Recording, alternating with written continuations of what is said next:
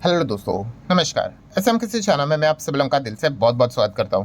दोस्तों, वीडियो को स्टार्ट करने से पहले तो डिस्क्लेमर देना चाहूँगा। पूरा वीडियो सिर्फ स्टडी पर्पस के लिए, एजुकेशन पर्पस के लिए है, ठीक है।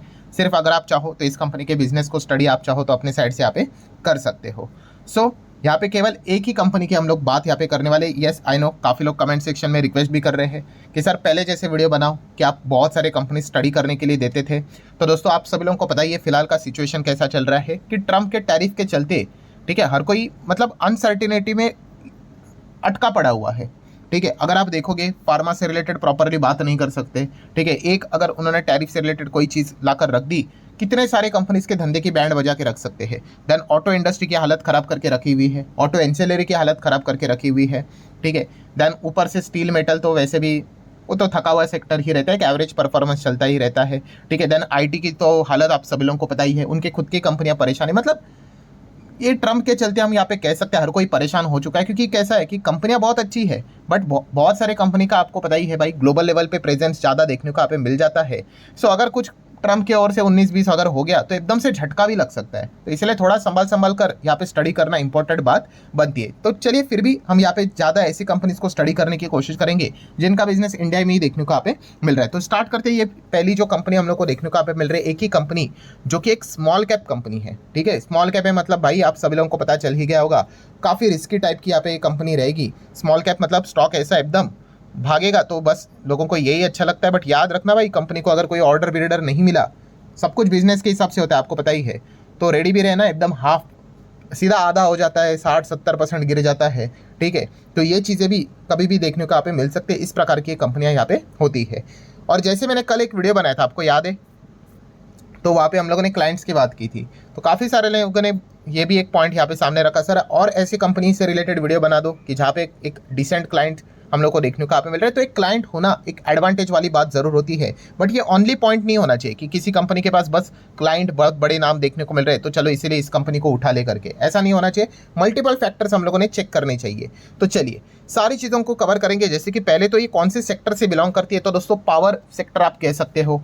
ठीक है, इक्विपमेंट, टेलीकॉम इक्विपमेंट से रिलेटेड चीज़ों की बात कर सकते हो। ठीक है, वायरिंग केबल से रिलेटेड आप चीज़ों को देख सकते हो। ठीक है, तो इसमें इनका बहुत अच्छा खासा योगदान देखने को मिल जाता है। एक्सपीरियंस की बात करें तो कोई एरी गैरी नत्तू गेरी कंपनी ने स्मॉल कैप मतलब ऐसी बात नहीं भाई, कंपनी को काफ़ी अच्छा खासा एक्सपीरियंस है, 15 साल का एक्सपीरियंस है, आप यहाँ पे देख सकते हो। देन कस्टमर की बात करें, 90 से ज़्यादा कस्टमर देखने को यहाँ पे मिल जाते हैं। 45 से ज़्यादा कंट्रीज में भी देखने को मिल जाती है, बट मैक्सिमम बिजनेस इंडिया में ही है। ठीक है, एंड 400 प्लस प्रोजेक्ट कंपनी अभी तक कंप्लीट कर चुकी है। ठीक है, इस प्रकार से लोगों से आप अंदाज़ा लगा सकते हो कि पावर से रिलेटेड किस प्रकार के काम यहाँ पे करते रहेंगे। देन बात करेंगे क्लाइंट्स। ठीक है, छोटी कंपनी है। ठीक है, आप कह सकते हो 2-2.5 हज़ार करोड़ का मार्केट कैप देखने को यहाँ पे मिल जाता है। कंपनी के क्लाइंट्स देख सकते हो, KPI ग्रीन एनर्जी। ठीक है, देन लार्सन एंड टूब्रो, एक बहुत बड़ा नाम। देन उसी के साथ साथ आप यहाँ पे देख सकते हो लुमिनो की अगर हम लोग बात कर ले, स्किपर लिमिटेड की अगर हम लोग बात कर ले, हो सकता है कुछ कंपनी के नाम आपने ना सुना हो तो जाके गूगल कर लेना भाई, थोड़ा सा नॉलेज मिल जाएगा कि एक नई कंपनी जानने की, मतलब आपको यहाँ पे समझ में यहाँ पे आ जाएगा। देन उसी के साथ साथ तमिलनाडु की अगर हम लोग बात करें, तमिलनाडु ट्रांसमिशन कॉरपोरेशन लिमिटेड। ठीक है, देन स्टरलाइट पावर नाम तो आपने सुना ही है, तो ये भी इनका क्लाइंट है।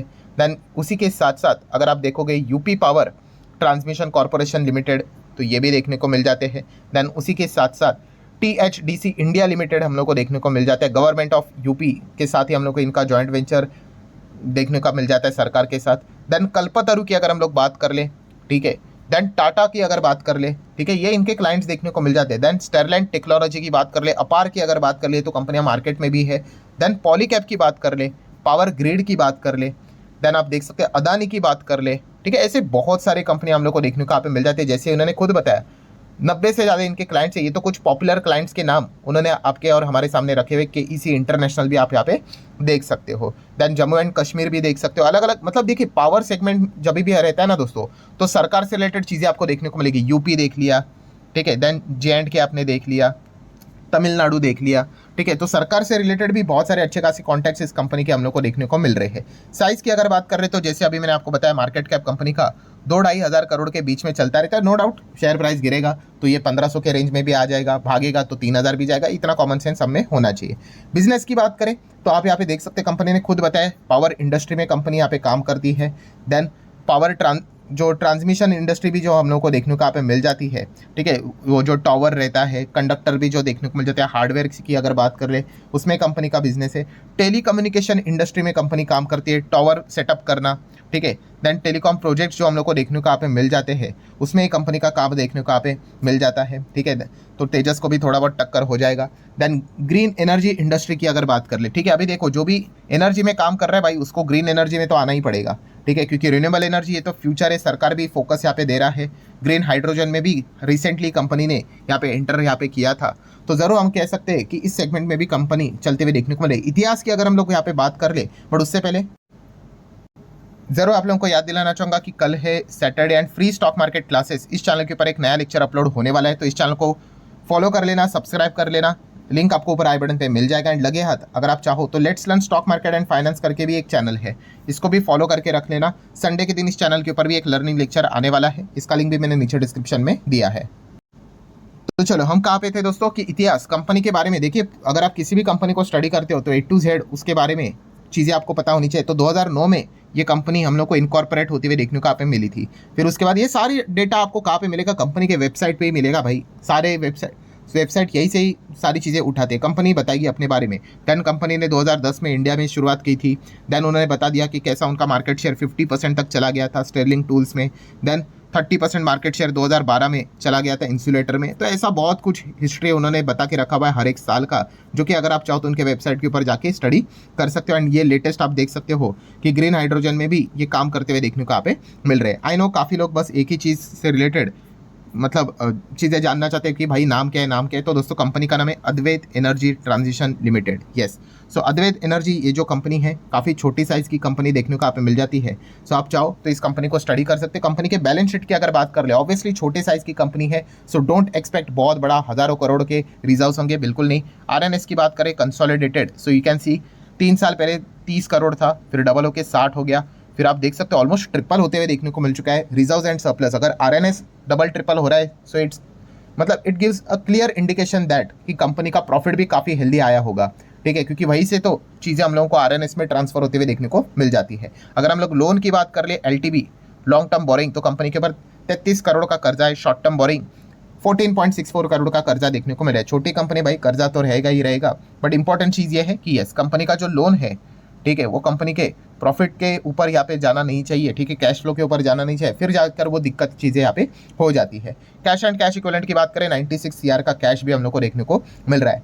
PNL की बात करेंगे तो लेटेस्ट क्वार्टरली रिजल्ट्स की अगर हम लोग बात कर लिए, इस वक्त के Q1 के नंबर अभी तक नहीं आए हैं, उसी का इंतजार करना है। और इसके पहले जितने भी क्वार्टर थे आप देख सकते हैं, जून, सितंबर, दिसंबर और मार्च, तो वहाँ पे कंपनी का ऑपरेटिंग प्रॉफिट 8 फिर 15 फिर 19 तक चला गया। एंड नेट प्रॉफिट भी देख सकते हैं 5, 4, 10, 13, EPS भी 5, 4, 9, 10 के रेंज में हम लोग को देखने को यहाँ पे मिला है। छोटे कंपनी में भाई ग्रोथ एकदम अच्छी भी नज़र यहाँ पे आ जाती है, बट याद रखना थोड़ा भी 19-20 हो गया, कॉन्ट्रैक्ट अगर कुछ नहीं मिले तो एकदम धपाक से 10 का EPS वापस 5 और 4 आने के लिए भी टाइम नहीं लगता है। तो उतना सेंस होना चाहिए, ठीक है। जो बिगनर होता है वो थोड़ा सा इस चीज़ को निगलेक्ट करते हैं और बाद में उनको दिक्कत होती है। ओवरऑल PNL की अगर बात करें, PNL में क्या रहता है, 12 महीने रहते हैं, ठीक है, मतलब 4 क्वार्टर हम लोग को देखने को मिल जाते हैं। सो 22, 23, 24, 25 का PNL आप देख सकते हो, जहाँ पे सेल्स कंपनी के 79, 100, 200, 400, तो काफ़ी अच्छे सेल्स देखने को मिले हैं।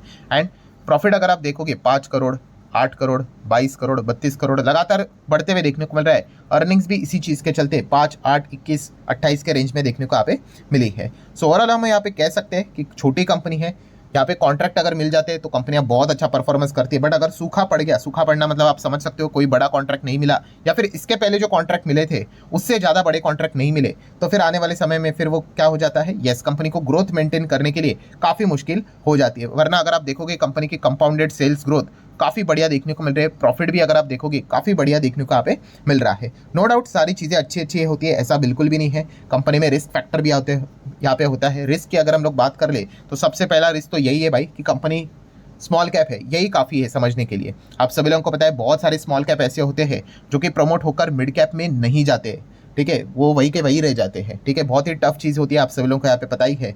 सो स्मॉल कैप है तो वॉलेटिलिटी ऐसा समझ लेना। बड़ा कॉन्ट्रैक्ट मिला तो भाई ऊपर भागो, नहीं मिला कुछ तो धपक करके गिरो, तो ये चीज़ें अब देखने को मिल सकती है। शेयर होल्डिंग पैटर्न की बात कर ले तो स्मॉल कैप है तो आप अंदाज़ा लगा सकते हो कि यहाँ पे आपको FIS, DIS, नहीं देखने को मिल रहे। जीरो, ये 0.31 को पकड़ना ही मत, कुछ भी नहीं है भाई, ये 0 ही ऐसे ही पकड़ लो। ठीक है, पूरा प्रमोटर के पास है।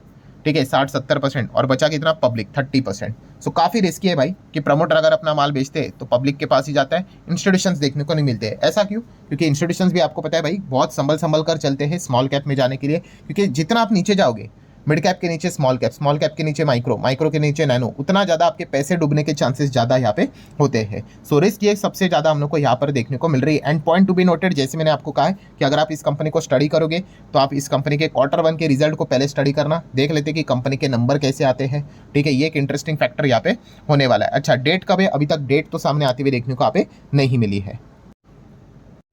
अच्छा, रही बात आखिरी पॉइंट की कि शेयर होल्डिंग पैटर्न में कोई प्लेजिंग बीजिंग है क्या, तो चलिए, एक छोटी कंपनी है तो छोटी कंपनी में प्लेजिंग बीजिंग हम लोग को देखने को मिल जाती है, बट आप देख सकते हो यहाँ पे कोई भी प्लेजिंग देखने को यहाँ पे नहीं मिल रही, जीरो ही है। ठीक है, एंड अगेन कह रहा हूँ, काफ़ी लोगों को ऐसा लगता है कि प्लेजिंग है मतलब भाई कंपनी घटिया हो गई, ऐसा नहीं है। हाँ, बट जितना ज़्यादा प्लेजिंग बढ़ते जाता है उतना फिर रिस्क बढ़ते जाता है। ठीक है, एक बिगनर कंपनी के लिए भाई फंड रेस करना काफ़ी मुश्किल होता है, फिर उनके पास एक ही चॉइस होता है कि अपने स्टेक को ही यहाँ पे गिरवी रख के पैसा उठाए। ठीक है, तो ये थोड़े से डायमेंशन आपको भी समझ में यहाँ पे आनी चाहिए। केपीआई ग्रीन एनर्जी में भी हम लोगों ने देखा था कि प्रमोटर ने प्लेजिंग करके रखी हुई थी एंड कंपनी ने क्या परफॉर्मेंस दिखा आप यहाँ पे देख सकते हो। तो ये भी चीज़ आपको अच्छे तरीके से समझ में आनी चाहिए। सो ठीक है दोस्तों, जितने भी इंपॉर्टेंट पॉइंट्स थे बिजनेस वाइज वो सारे यहाँ पे मैंने कवर कर लिए। आप भी चाहो तो जैसे मैंने आपको कहा है कि आप इस कंपनी को चाहो तो स्टडी यहाँ पे कर सकते हो। सिर्फ एजुकेशनल पर्पज से रिलेटेड ही वीडियो था। मिलते हैं नेक्स्ट वीडियो में, तब तक के लिए बाय बाय।